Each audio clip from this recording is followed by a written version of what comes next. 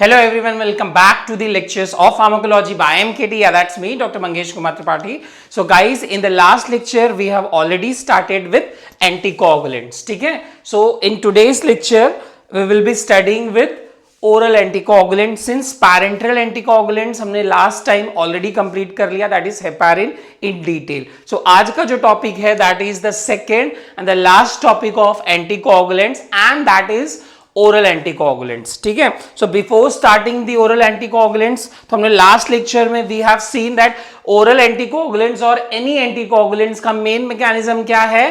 To inhibit the fibrin deposition, है ना. That is fibrinogen से फाइब्रिन कन्वर्ट होता है and the fibrin responsible for formation of clot. ठीक है. सो अगर हमारा एंटीकोगुलेंट अगर हमने दिया, so it will inhibit that last step, that is fibrin deposition. Thereby there will be no clot formation. So the main work of all the anticoagulants is inhibition of fibrin deposition. Now this fibrin deposition in the body occurs by a pathway and that is called as the clotting pathway. हमने last lecture में ही देखा था that clotting pathway is of two type, extrinsic pathway and the intrinsic pathway. Now extrinsic pathway is a very fast process because it is caused by the tissue injury, and the tissue injury will activate the factor 7, which will activate factor 3A, which will activate factor 10A, thrombin, and it will form fibrin deposition. ठीक है. So it is a very fast process, while the intrinsic pathway, which is activated by the blood itself, is a slow process. ठीक है. और यहाँ इस intrinsic pathway को जो inhibit करे, they are the parenteral anticoagulants, and the drug which inhibits the extrinsic pathway of the coagulation, they are the oral anticoagulants. So guys, हमने parenteral anticoagulants को डिटेल में पूरा पढ़ लिया है. ठीक है. अब हम लोग आते हैं ओरल एंटीकोगुलेंट्स में. सो ओरल एंटीकोगुलेंट्स मेनली क्या करते हैं? They will also inhibit the fibrin deposition, but they will inhibit it in different steps of extrinsic pathway. पहला अगर हम लोग स्टेप देखते हैं extrinsic pathway में, तो यहां से चालू होता है, that is factor 7, and factor 7 is one of the very important clotting factor which is synthesized by vitamin K in the liver. And so the first drug जो हम लोग देंगे to inhibit the factor 7, कैसे? By inhibiting the vitamin K, and that is vitamin K antagonist, and the example is, the most common example is, you already know, is warfarin. ठीक है. So warfarin is our vitamin K antagonist, that is first oral anticoagulant. Now second step हम लोग यहाँ क्या कर सकते हैं? We will inhibit directly this factor 10A. So we have the second oral anticoagulant, that is called as factor 10A inhibitors, and they are examples are, they are having suffix Zabane. Zabane is factor 10A antagonist. ठीक है. And we have third. So इस step को, इस thrombin formation, that is factor 2A को जो inhibit करे directly, they are direct thrombin inhibitors. Correct guys. अगर आपको याद होगा, हमने पैरेंटरल एंटीकोगुलेंट्स में भी देखा था डायरेक्ट थ्रोम्बिन इनहिबिटर्स. याद आ रहा होगा. ठीक है. So we have seen, we can say lepirudin, आपको लाभ करके, we have seen the mnemonic, that is lepirudin, lepirudin है हो गया. ठीक है. So this all drug, hirudin we have seen, bivalirudin we have seen. So all that hirudin's drug, they are called as your direct thrombin inhibitors, but they are parenteral. While this direct thrombin inhibitors, which will also end with, this will end with gatrans, we can say they are the gatrans. ठीक है. So direct thrombin inhibitor, they will end with the suffix gatran. ठीक है. Now this direct thrombin inhibitor, हमने जो यहाँ हम देख रहे हैं और जो यहाँ देख रहे हैं, इनमें डिफरेंस क्या है? This direct thrombin inhibitors were parenteral, while this direct thrombin inhibitors are oral. ठीक है. So we can say that direct thrombin inhibitors can be both oral as well as parenteral. ठीक है. सो ये हमारे तीन ड्रग्स हैं ओरल एंटीकोगुलेंट्स में. Vitamin K antagonist, that is warfarin. Second is factor 10 inhibitor, that is the xabans. हम लोग example देखेंगे, rivaroxaban, we have examples, and this are the dabigatran. So they are the gatran, that is direct thrombin inhibitors. Understood. So this are the three main oral anticoagulant जिसको हम in detail पढ़ेंगे. उसमें भी सबसे ज्यादा detail हम लोग पढ़ेंगे वार्फरिन. तो before starting the drugs that is mainly the warfarin, हमको पता होना चाहिए इन 3 ड्रग में, that is vitamin K antagonist, factor 10 inhibitors and DTI में थोड़ा डिफरेंस, जैसे लास्ट लेक्चर में हमने देखा था हेपारिन, सारे हेपारिन के डिफरेंसेस। सिमिलरली अभी हम लोग will start with the differences between this 3 drugs. Okay, ठीक है। Okay, so we'll start with the main difference between vitamin K antagonists, the direct factor 10 inhibitors and direct thrombin inhibitors. ठीक है, तो exam में guys it can be asked as a short note that compare and contrast between warfarin that is vitamin K antagonist, between direct factor 10 inhibitor, उसका नाम एक दे दिया जाएगा drug का, और डायरेक्ट थ्रोम्बिन इनहिबिटर्स। ठीक है, अब हम लोग एक एक करके पॉइंट चालू करते हैं। The first point that vitamin K antagonist they are also called as the coumarins, they are also called as guys coumarins. Why they are called coumarin? Coumarin is nothing but it is the chemical which is extracted from the plant, and the most common chemical which is extracted mainly from the plant is the warfarin. ठीक है, now direct factor 10 inhibitors they have the suffix zaben, that is 10A antagonist. We have direct thrombin inhibitors and they have the suffix gatrans. So अगर हम लोग अब नाम देखने चाहे vitamin K antagonist का, who are the one which will antagonize the vitamin K, so we can use the mnemonic bad warfarin. Just remember the mnemonic bad warfarin, bis hydroxycoumarin. A stands for acinocoumarine. Acinocoumarine. D stands for dicumarol. And the last is itself is warfarin. ठीक है guys?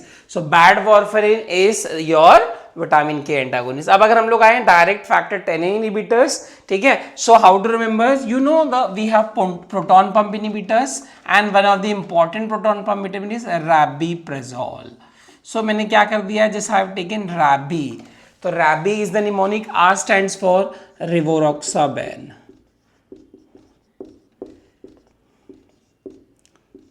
Saban stands for Betrixaban, E for Edoxaban. ठीक है, so all these zabanes they are your direct factor inhibitors. Rivaroxaban, we have apixaban, Betrixaban and Edoxaban. So Rabi is the mnemonic to remember the direct factor 10 inhibitors. अब direct thrombin inhibitors we have mainly dabigatran. ठीक है, यही हमारा main drug है which is very commonly use, that is dabigatran. ठीक है, okay, अब हम लोग सेकेंड पॉइंट पे आ जाते हैं, the action. You know vitamin K is responsible for synthesis of mainly 4 clotting factors in the liver and that is factor 2, 7, 9, 10. So since हमारा जो वॉरफरिन है वो क्या कर रहा है, विटामिन के को एंटागोनाइज कर रहा है, thereby it will inhibit the reduces the clotting factor or inhibit the clotting factor formation 2, 7, 9, 10. अब हमारा factor 10 inhibitor mainly क्या कर रहा है, it will inhibit factor, inhibiting the factor 10A. ये हमारा डायरेक्ट थ्रोम्बिन इनहिबिटर DTI क्या कर रहा है, it is inhibiting the factor 2. ठीक है, now since warfarin it is inhibiting the main 4 clotting factors, और अगर वो मेन क्लॉटिंग फैक्टर्स इनहिबिट हो जाए सो उसकी टॉक्सिसिटी क्या हो सकती है, that it can cause bleeding. So your warfarin has the higher risk of bleeding comparatively to all this two, but this two that is direct thrombin inhibitors, sorry direct factor 10 inhibitors and DTI, they have less risk of bleeding because वो एक हाथ 2 factors को mainly एक factor को inhibit कर रहे हैं, so they will not cause more of bleeding और मैसिव ब्लीडिंग लाइक वॉरफरिन. ठीक है, okay, now since this guys हमने लास्ट लेक्चर में देखा था कि कोई भी ड्रग्स जो ब्लड पे एक्ट कर रहे हैं they definitely will require monitoring because they have the narrow therapeutic index, so we need to monitor the effect of that drug. So हमारा vitamin K antagonist it is monitored by PT with special ratio that is INR. INR का full form मैं यहां लिख दे रहा हूं, INR is international normalized ratio. So it is a ratio, क्या है वो हम लोग आगे देखेंगे. It is a way by which we can monitor the effect of warfarin, बस इतना याद रखो अभी. नाउ डायरेक्ट फैक्टर 10 इनहिबिटर्स, देखो ये इतना ज्यादा लेस रिस्क ऑफ ब्लीडिंग है, सो एडवर्स इफेक्ट बहुत ज्यादा नहीं है, so they will monitoring, no monitoring required we can say. So as such we don't require monitoring, so no monitoring required even इसका भी we can say no monitoring required. And the antidote is vitamin K itself. You know vitamin K ही main करेगा, ठीक है, and that is phytothiones. It is vitamin K1 actually, ठीक है, vitamin K1, ठीक, okay. And डिक्सनेट alpha, देखो नाम में ही है, ठीक है, 10, ठीक है. सो इसका एंटागोनिस्ट इज एंडिक्सेनेट अल्फा एंड इसका antagonist is idarucizumab is the antagonist of what? DTR, that is direct thrombin inhibitor का antidote is idarucizumab, sorry, and your direct factor 10 inhibitor का guys antidote is andexanet alpha, ठीक है. ना uses, अगर हम लोग uses में आ जाए गाइस, तो vitamin K since it is very very important oral anticoagulant, so उसका यूज भी अच्छा खासा होगा. So major uses, it is a drug of choice in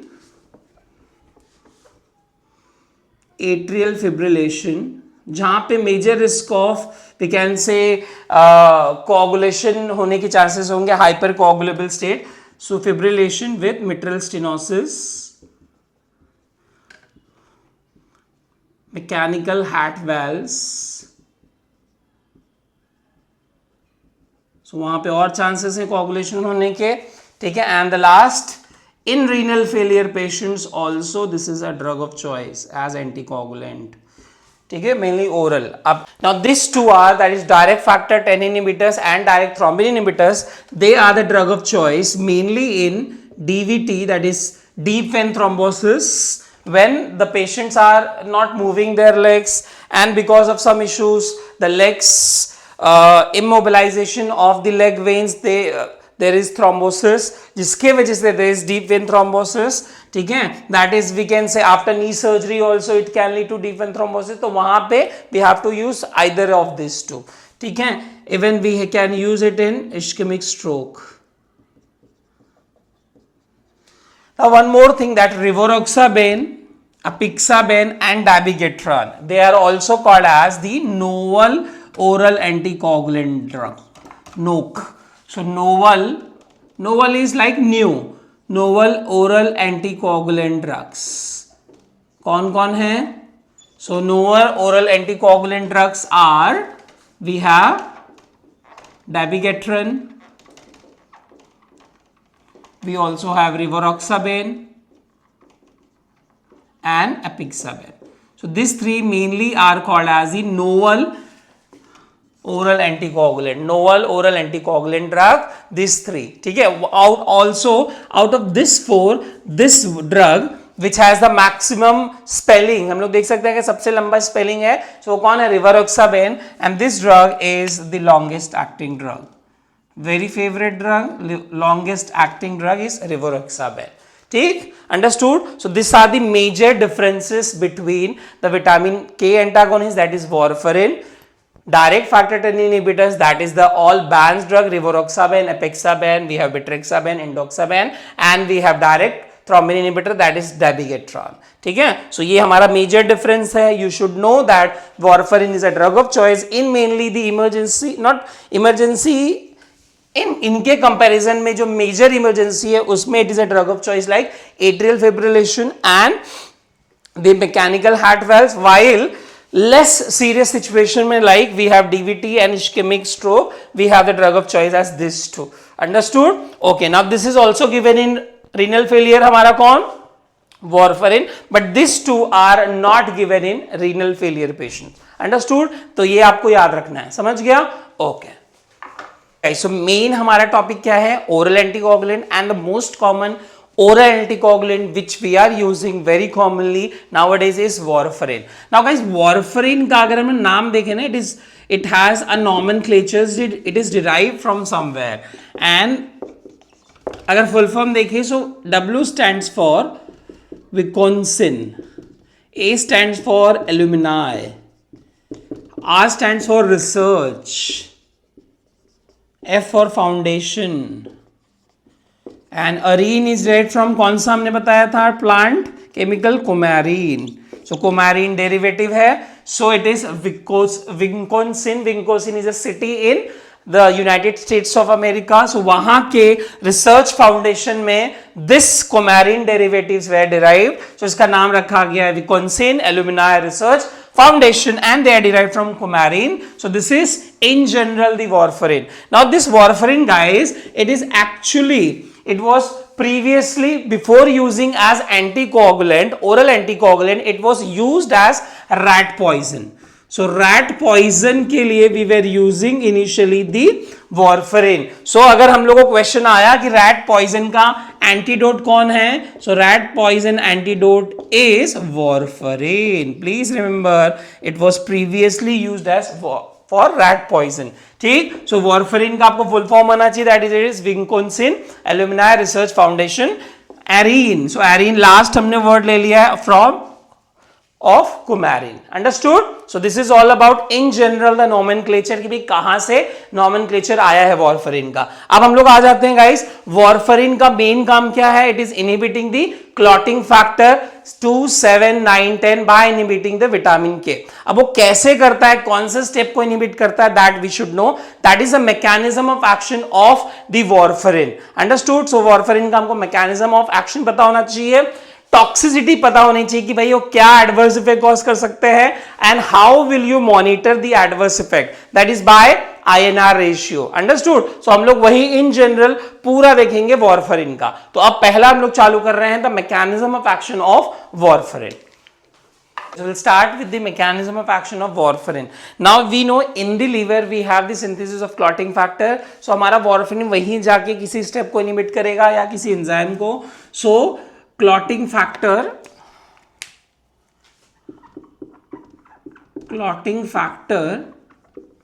synthesis occurs in liver. ठीक है. Now how it occurs mainly, now in liver we have vitamin K. In liver vitamin K, the active form of vitamin K is hydroquinone. So this is the active form in liver. ठीक है. Now what it does, now in liver the vitamin K, it donates the carbon dioxide, which leads to gamma carboxylation of glutamate protein. ठीक है. Liver, the vitamin K is present as the active form, and that is called hydroquinone. Now this hydroquinone, it donates, guys, what? CO2, which will lead to some carboxylation of some protein, that is amino acid, that is glutamate amino acid. Now what happens? Now this will increase synthesis of clotting factors. And which are the clotting factors? We have 2, 7, 9, 10. Also along with synthesis of clotting factor, it also increases synthesis of anti-clotting protein.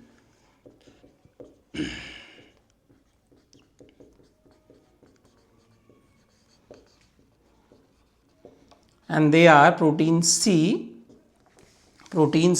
and S.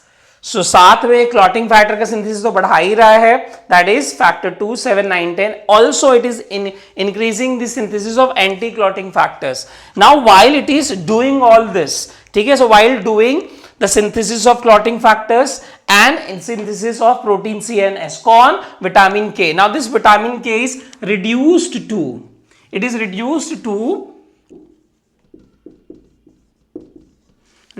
to epoxide. Now active form क्या था हमारा? Hydroquinone. Now this is active form. अब वो उतना काम कर लेता है that it gets reduced to epoxide form, which is inactive form. अब हमको भाई चाहिए ना ये फैक्टर्स और चाहिए, so we should have a enzyme which will convert this inactive form to active form. ठीक है, and that enzyme is called vitamin K epoxide reductase C1. क्या इसका फुल फॉर्म इज VCOR.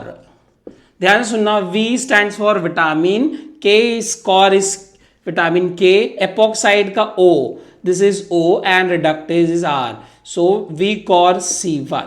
सो याद रखो that your epoxide which is the inactive form, कब inactive form में convert हुआ? While doing the synthesis of clotting factor 2, 7, 9, 10 as well as the synthesis of anti-clotting factor that is protein C and S, your hydroquinone which is the active form gets reduced to the inactive form that is epoxide. अब इस epoxide को active form में भी convert करना है, अगर नहीं होगा तो भाई ये synthesis और नहीं बनने वाली liver में, so we need to convert the inactive form that is epoxide form of vitamin K into active form of vitamin K, and that is done by the enzyme called Vicore C1, that is vitamin K epoxide reductase C1. अब हमारा warfarin क्या करता है?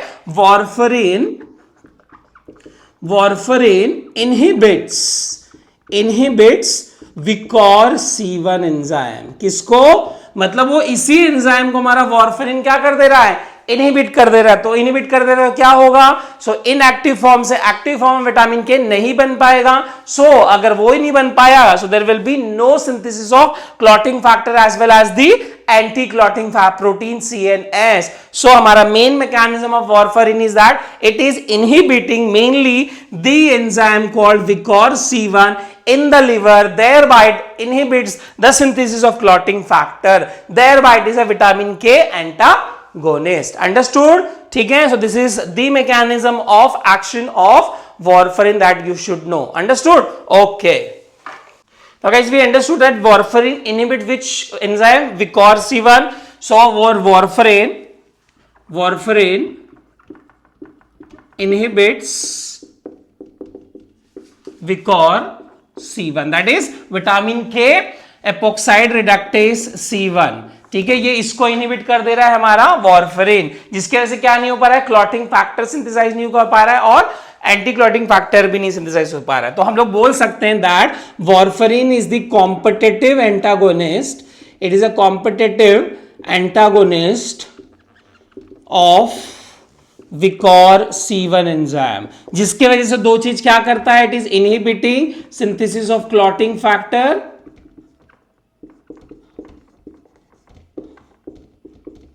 2, 7, 9, 10. Also it is inhibiting the synthesis of anti-clotting protein. Synthesis of anti-clotting protein CNS. Yes. So इन दोनों को कौन हमारा inhibit कर रहा है? वार्फरिन. ठीक है, तो सारे क्लॉटिंग फैक्टर को इनहिबिट कर रहा है, मेनली 4 जो विटामिन के, जिनके मतलब जो vitamin K is the one who is synthesising all this, and दो एंटी क्लॉटिंग प्रोटीन को इनहिबिट कर रहा है CNS. मतलब हमारा वार्फरिन इतने सारे लोगों को इनहिबिट कर रहा है. अब बट वो कौन से क्लॉटिंग फैक्टर को पहले इनहिबिट करता है, कौन से क्लॉटिंग फैक्टर को बाद में इनहिबिट करता है, that you should know. So it first inhibit factor 7 within 6 hours, in less than 6 hours. Then it inhibits, second inhibit anti-clotting protein,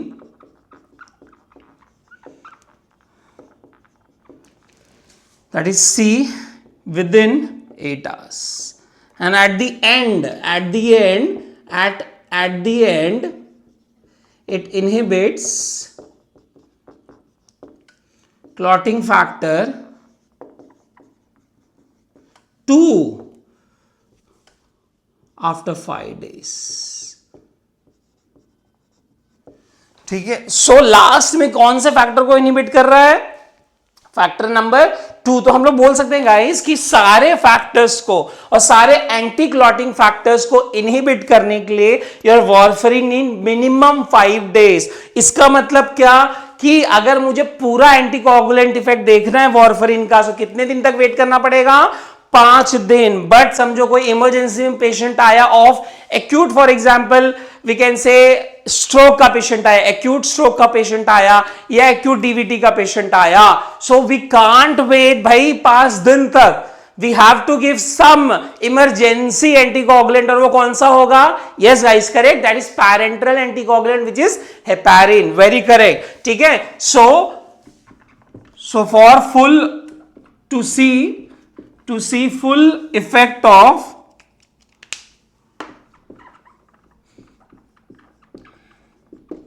warfarin, minimum 5 days is required. 5 days is required. So हम लोग ये बोल सकते हैं that warfarin cannot be a drug of choice. It cannot be a drug of choice for emergency situations. ठीक है guys, हमको heparin as a bridge therapy देना ही पड़ेगा वॉरफरिन के साथ. Understood? So warfarin is very very important drug. ठीक, okay. So with this we have completed the mechanism and भाइयों कौन से फैक्टर को इनहिबिट करेगा पहले, ताकि पूरा उसका एंटीकोगुलेंट इफेक्ट आ जाए. अब हम लोग देखने जा रहे हैं guys the normal pharmacokinetics of warfarin. भाई वॉरफरिन ओरल देते हैं, कैसे एक्सक्रीट होता है, किसके साथ बाउंड होता है, that in general properties. Okay, क्या ड्रग इंटरेक्शंस होते हैं and toxicity and there management. ठीक, ओके.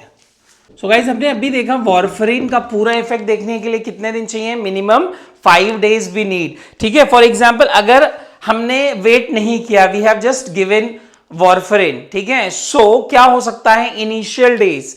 ठीक है, so warfarin when we are giving it is taking minimum 5 days for its anticoagulant effect. मतलब अगर स्टार्टिंग के फ्यू डेज देखे फर्स्ट या सेकेंड डे में, तो क्लॉटिंग एंटीकोगुलेंट इफेक्ट तो आया नहीं रहेगा पूरा, तो मतलब क्लॉटिंग इफेक्ट ज्यादा आने लगेगा. बिकॉज द एंटीकोगुलेंट इफेक्ट आने के लिए इनहिबिट उसको क्या करना है, पूरा clotting factor. But initial days में पूरे क्लॉटिंग फैक्टर को इनहिबिट नहीं कर पा रहा है, वो एंटी क्लॉटिंग फैक्टर को इनहिबिट कर रहा है 8 घंटे में और 1-2 दिन में. बट पूरे क्लॉटिंग फैक्टर को इनहिबिट करने के लिए it is taking 5 days. So we can say in initial days, in initial few days your warfarin has clotting mechanism. भाई अगर हमने दे दिया किसी भी इमरजेंसी में, so it can cause clotting. Clot अगर कर देगा, ब्लड वेसल को ब्लॉक कर देगा, तो what will happen, it can lead to gangrene, it can lead to necrosis. So it can manifest as necrosis or dermal necrosis, we can say limb necrosis, breast necrosis. अगर हमने कुछ condition में दे दिया, DVT में for example दे दिया, बिना कुछ समझे इमरजेंसी सिचुएशन है, we have started warfarin without adding heparin. ठीक है, so what will happen, warfarin for initial few days will have more of clotting effect, so it will cause blockage of blood vessel there by the patient. ठीक होने के बजाय वहां पे blackish discolouration of what होने लगेगा, it will have the limbs which can lead to dermal that is limb necrosis. और उसका ट्रीटमेंट एंड में क्या करना पड़ेगा, you have to amputate the leg. So treatment of that necrosis, because भाई dead हो गया एक बार cells, so you have to amputate it out. So treatment is amputation. So you can imagine the toxicity level of warfarin अगर हम बिना सोचे समझे वॉरफरिन दे दें. So we have to think before giving warfarin in emergency situation. ठीक है, सो amputation आपको करना पड़ेगा. ठीक, understood? Okay, now we'll see the pharmacokinetic effect of warfarin. ठीक है, now we know warfarin is the oral anticoagulant.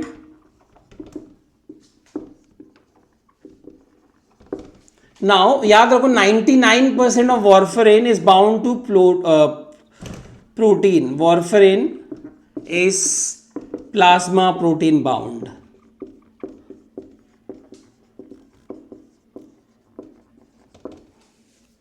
ठीक है, so it can't be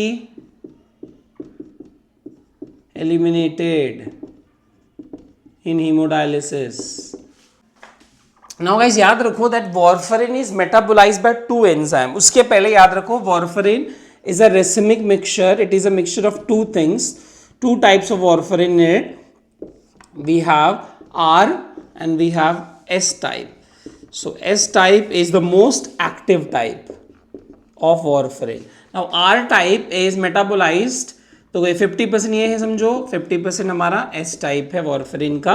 Now 50% of that is R type of warfarin is metabolized by the most common cytochromal enzyme. कौन सा है guys?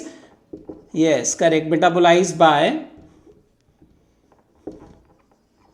CYP3A4, and this is metabolized by the least CYP2C9, the least common cytochromal enzyme, that is CYP2C19. ठीक है, so racemic mixture metabolized 50% metabolized by CYP3A4 and 50% metabolized by CYP2C19. मतलब हम लोग बोल सकते हैं भाई साइटोक्रोमल एंजाइम से मेटाबोलाइज हो रहा है, means the warfarin has very important drug interaction with enzyme inducers, enzyme inhibitors. So please remember this. ठीक है, okay. Now fourth, now guys याद रखो, since it is metabolized by one of the least common cytochrome enzyme, that is CYP2C19, तो याद रखना हम लोग ने क्या बोला था भाई, जो भी एंटीकोगुलेंट ड्रग होंगे, एंटी प्लेटलेट, उनकी मॉनिटरिंग चाहिए, और उसमें वॉरफरिन जो ड्रग है, ये जो एंजाइम है बहुत लेस कॉमन होता है, बहुत कुछ ही ड्रग्स को वो क्या करता है, मेटाबोलाइज करता है, तो ऐसे ड्रग्स का भाई सब इंडिविजुअल में अलग अलग इफेक्ट होता है. So we need to have pharmacogenetic testing, we need to have, अगर हमें भाई डोज देना है वॉरफरिन का, सो अगर हमें क्या देना है, डोज देना है वॉरफरिन का, so we have to have the genetic testing of this enzyme CYP2C9. Also कौन से एंजाइम को इनहिबिट कर रहा है हमारा ये, विकोर C1.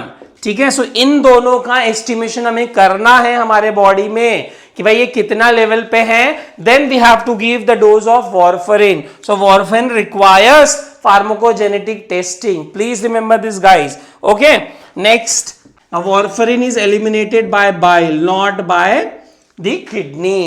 ठीक है, so warfarin is eliminated by bile, so it is safe in what, eliminated in bile, so safe in renal failure. हमने बोला भी था ड्रग ऑफ चॉइस है रीनल फेलियर में. ठीक है, ड्रग ऑफ चॉइस है मैकेनिकल हार्ट वाल्व्स में. ठीक, understood, okay. So these are the main pharmacokinetic properties of warfarin, that it is oral anticoagulant drug. 99% of the warfarin is plasma protein bound, so it cannot be eliminated in hemodialysis. It is a racemic mixture of 50% warfarin metabolized by CYP3A4 and 50% metabolized by CYP2C19. Now this S type is the most active type.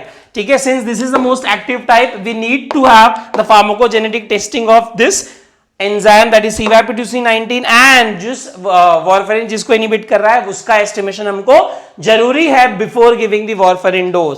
Now next is warfarin is eliminated in bile, so it is safe in renal failure. Understood? So this is the pharmacokinetic property of warfarin. अब हम लोग आ जाते हैं इसी के basis पे, हमने ये देख लिया भाई ये अलग अलग एंजाइम से इंड्यूस हो रहा है, मेटाबोलाइज हो रहा है, तो we should know the drug interaction of warfarin. Now warfarin, एक और प्रॉपर्टी प्लीज गाइज, एक चीज और याद रखना है, warfarin shows zero order kinetics.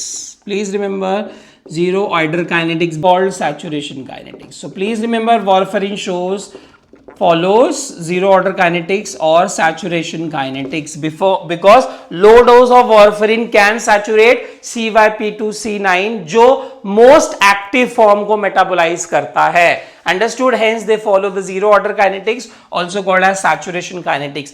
One more thing, अभी हमने बोला कि warfarin बहुत इंपॉर्टेंट ड्रग है, इसके इतने सारे साइटोक्रोमल एंजाइम हैं, और हमने बोला कि भाई इसकी मॉनिटरिंग भी चाहिए. सो मॉनिटरिंग के लिए जो भी ड्रग की मॉनिटरिंग की जाती है, और हम लोग बोल सकते हैं जिन ड्रग का बोल सकते हैं कि थेरेप्यूटिक विंडो क्या है, नैरो है, so they are called as, और that drugs are called to have narrow therapeutic index. मतलब इसका मतलब क्या, नैरो थेरेप्यूटिक इंडेक्स मतलब they have low safety margin, correct? So narrow therapeutic index वाले ड्रग मतलब narrow, they have low safety margin.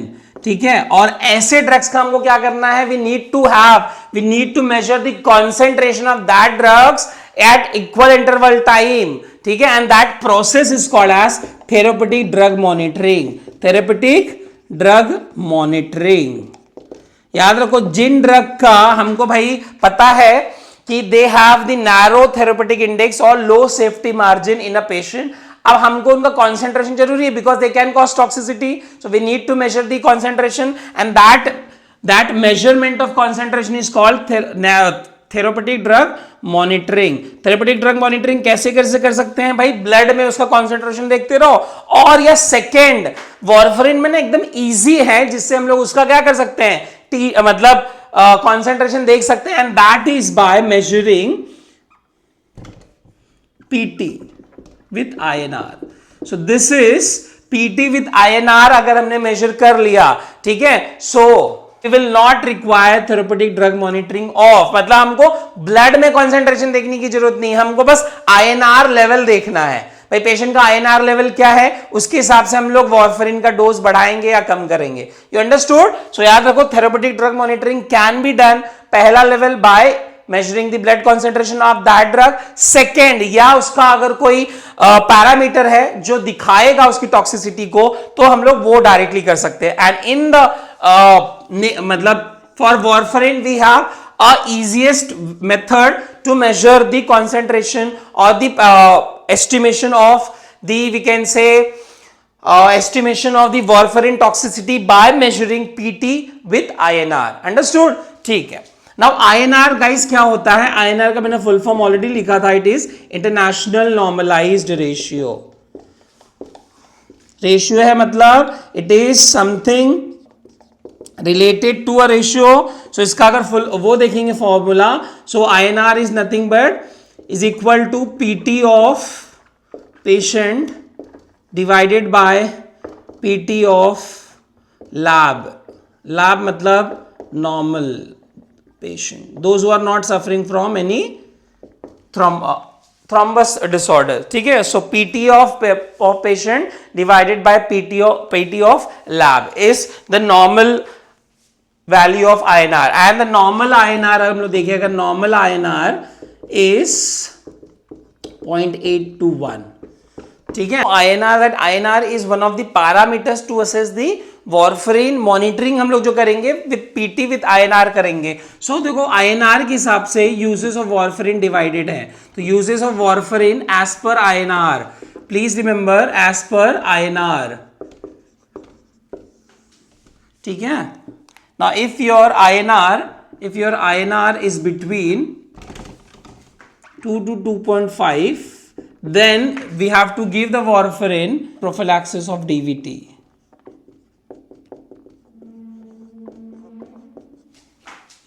If your INR is between 2.5 to 3, you have to give in treatment of DVT, pulmonary embolism, ischemic stroke। If your INR is between 3 to 3.5, we have to give your warfarin in recurrent attack। देखो जितना ज्यादा INR मतलब the coagulation is more, सो उतना ज्यादा आपको warfarin उस मतलब बढ़ते जाएगा, मतलब इमरजेंसी सिचुएशन में थोड़ी बढ़ते जाएगी। So recurrent attack of DVT, PE, mechanical heart valves,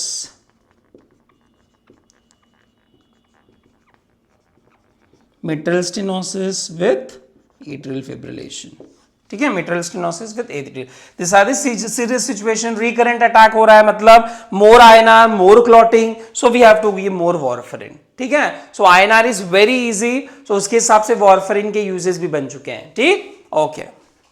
we will start with now, देखो INR का हमने देख लिया, according to INR value the uses of warfarin. Now will see mean the drug interaction of warfarin। We know warfarin is a powerful, we can say it has many drug interaction because वो खुद metabolise होता है through cytochrome enzymes, ठीक है, और उसकी toxicity इतनी सारी है, so we need to understand the drug interactions, ठीक है। so drug interactions of warfarin, so कैसे डिवाइड करेंगे, याद रखो जो INR को, you know the monitoring of your warfarin is done by INR, so जितना ज्यादा INR होगा means warfarin की टॉक्सिसिटी बढ़ेगी। so more of INR means there is more of warfarin, we are using more of warfarin, yes, so more of warfarin toxicity कौन बढ़ाएगा, जो उसके metabolism को क्या करेगा, इस इनहिबिट करे।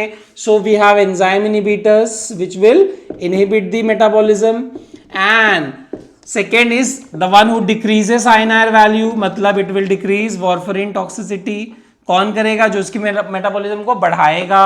so we have enzyme inducers. So which are the drug जो वॉरफरिन के साथ देंगे तो वो क्या करेंगे, टॉक्सिसिटी बढ़ाएंगे. So remember by just coke. C stands for cimetidine. Cimetidine हमने दे दिया वॉरफरिन के साथ, so it will increase the toxicity of warfarin. Cimetidine and ciprofloxacin.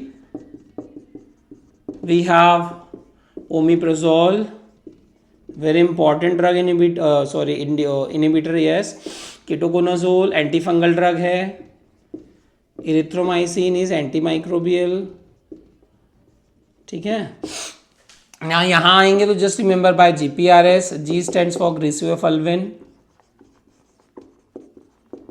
P stands for phenytoin and phenobarbital. R for rifampicin,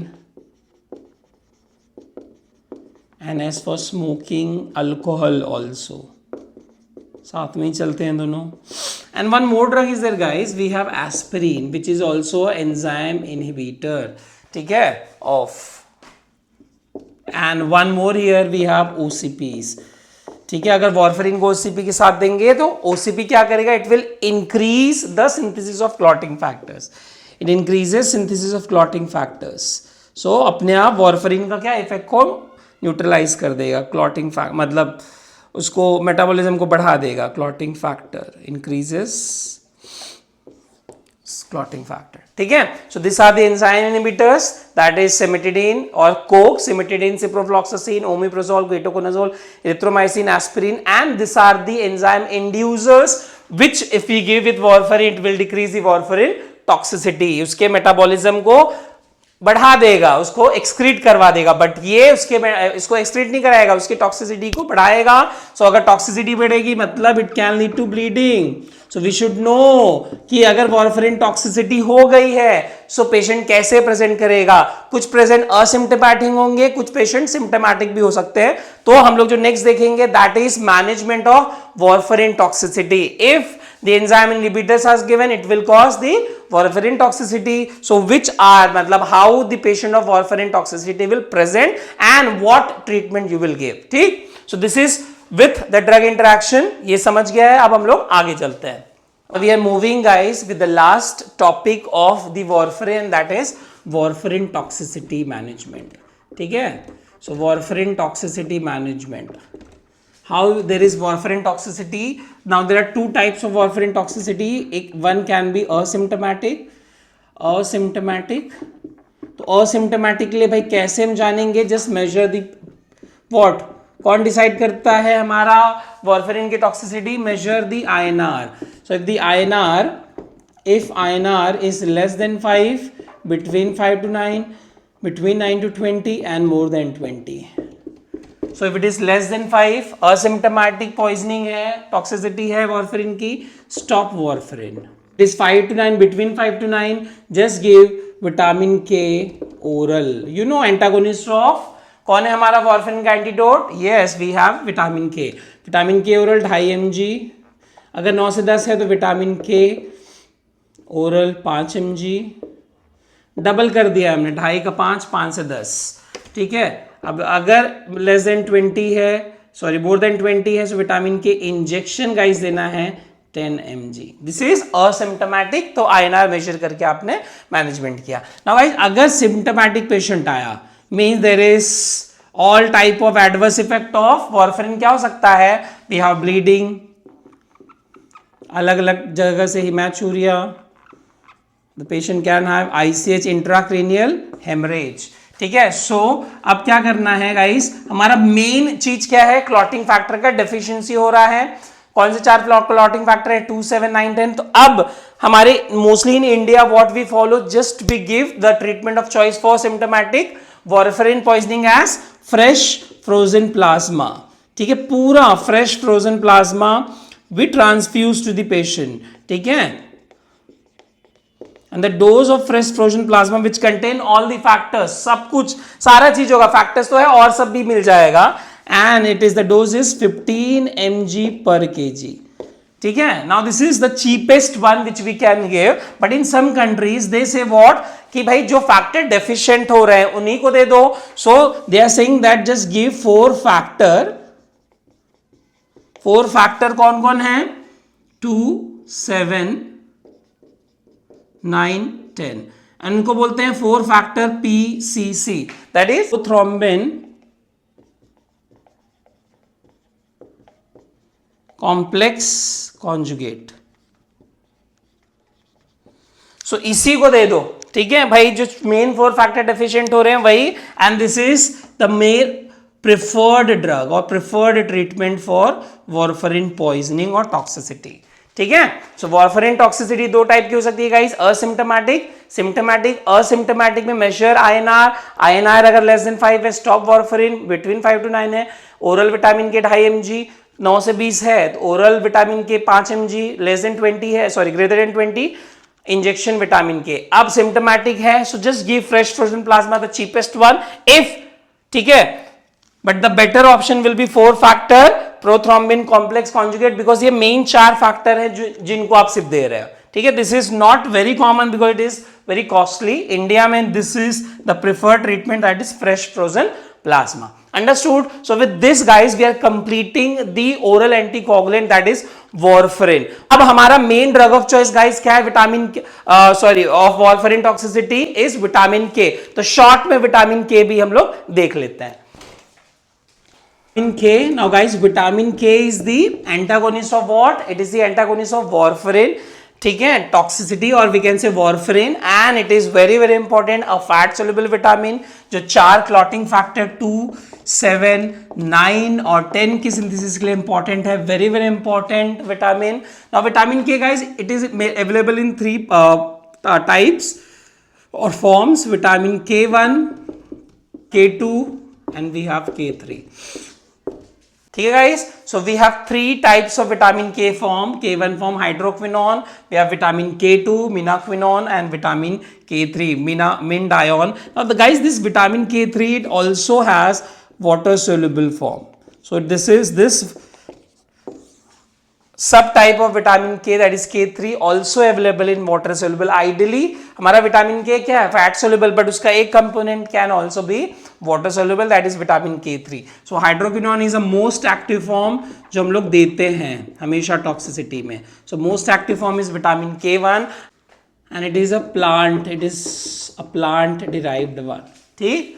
So phytonadione is also vitamin K1. Hydroquinone, it is a plant derived one. K2 is minaquinone and K3 is minadione which is water soluble. ठीक है, ये हमारा normal vitamin K है. अब uses हमें देखना है guys. तो uses of vitamin K. So just remember weapon. Now you know हमारा भाई विटामिन K का मेन केस के लिए एंटीडोट है वॉरफरिन टॉक्सिसिटी.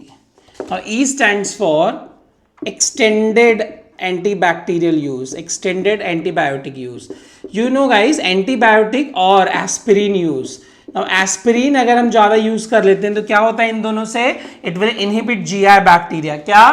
GI बैक्टीरिया को इनहिबिट करती है and GIT bacteria, and GIT bacteria is responsible for vitamin K synthesis. ठीक है, so अगर इन लोगों का ज्यादा यूज हो गया it can cause GIT bacteria inhibition which can lead to vitamin K inhibition synthesis. So vitamin K उनके opposite में we can use. ठीक है. Now P phenytoin induced osteomalacia. Guys please remember हमारा जो फिनेटॉइन है हम लोग ज्यादा देते हैं, it can lead to decrease vitamin K absorption from GIT. हमारा vitamin K is responsible for we can say bone growth. Bone के लिए it is very very important. Now oh obstructive jaundice guys. In obstructive jaundice we can also use because obstructive jaundice में there is decreased bile and bile is responsible for vitamin K synthesis. So we can use vitamin K in obstructive jaundice. And the last is now in adult guys we have GIT bacteria which is responsible of vitamin K synthesis. Now in neonates or infant there is deficiency of GI bacteria. So newborn child ठीक है, they have deficiency of GI bacteria, so vitamin K deficiency होती है, so they have deficiency of vitamin K. तो आपको पता है हमारा जैसी बेबी बॉर्न होता है, so on the thigh we give, ठीक है, intramuscular vitamin K injection, so deficiency of vitamin के।